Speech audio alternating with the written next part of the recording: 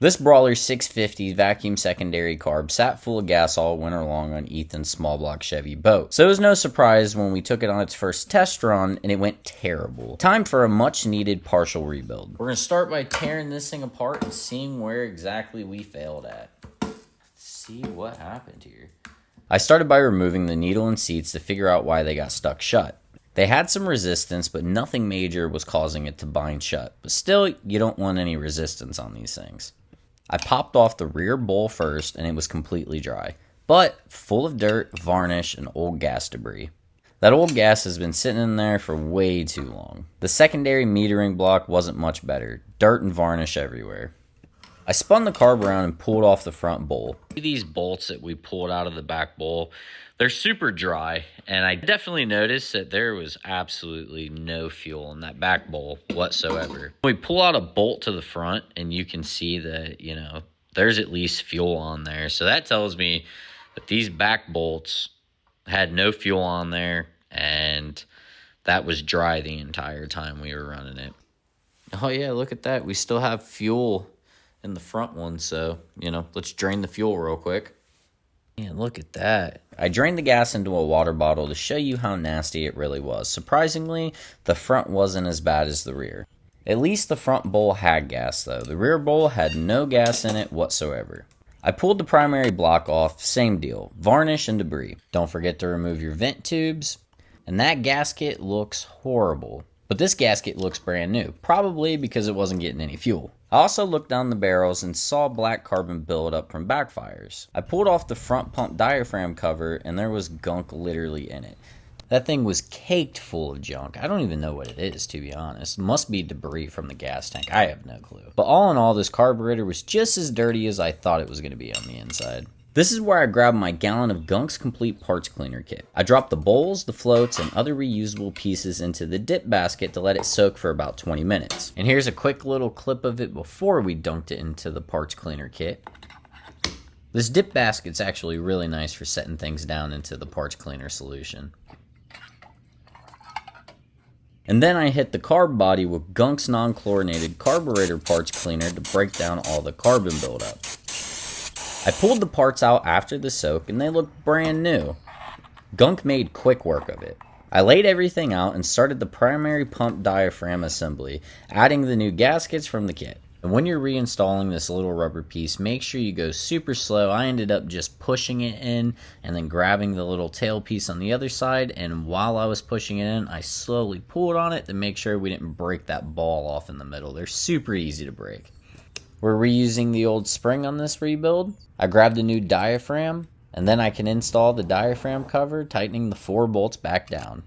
Next, I reinstalled the floats to both fuel bowls, and those little screws are actually a little harder to get to than I thought. After that, we grabbed our new needle and seats out of the carb rebuild kit, and I lightly just screwed both of them down for now. Now we're ready to put our power blocks back together, and for whatever reason, this is the smallest crescent wrench I could find. Get your new gasket out, and while you're at it, get your fuel bowl gasket out. And to make sure your fuel bowl gasket doesn't fall while reinstalling it, I take 2 bolts and set them diagonal of each other so that way the gasket stays in place. But before you set this all back together, make sure you put your fuel bowl vents back on. Then you're ready to put your fuel bowl back on and tighten everything back down. Flip the carburetor around. Get the power valve installed, tighten it down, add your new gasket, set your primary block onto the carburetor, don't forget your fuel vent tubes, and then you're ready to install your fuel bowl. And in case you're wondering why I'm installing the needle and seats as far down as they can go, is because if they're too high on first fire up, then it could cause too much fuel to go into the carburetor, and then it would start spilling into the engine, which is a big no-no. Last thing, I replaced the old needle and seat screws, adding the new gaskets, and tightened everything back down so that once we fire it up, the fuel level will be super low so that we can adjust it before our first fire up.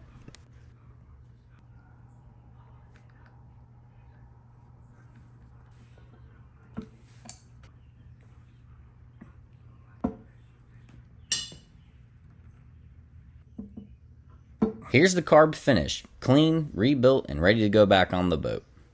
Let's get it installed. Don't get water in the motor. Might have already did it on its own. Dude, I'm just recording this for the future buyer.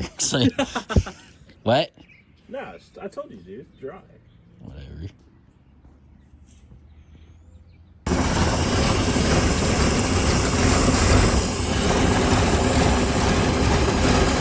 Alright, so we're a little bit too high, so we're going to loosen this up. We're going to tighten it down a little bit, sinking the float down and dropping the fuel level. And then we're going to do the same, just a hair up here. The front's pretty close, the back's still a little ways off, but there we go. Alright, time to fire it back up.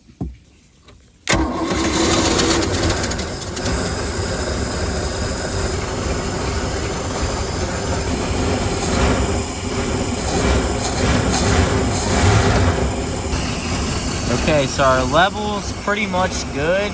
Our tune's obviously soaked.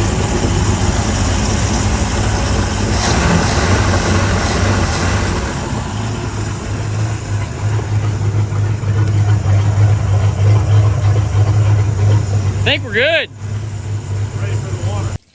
And that's how you rebuild a carburetor. So hopefully when we take it out Thursday, which is in 2 days from now, we don't break down again. So, see you next time.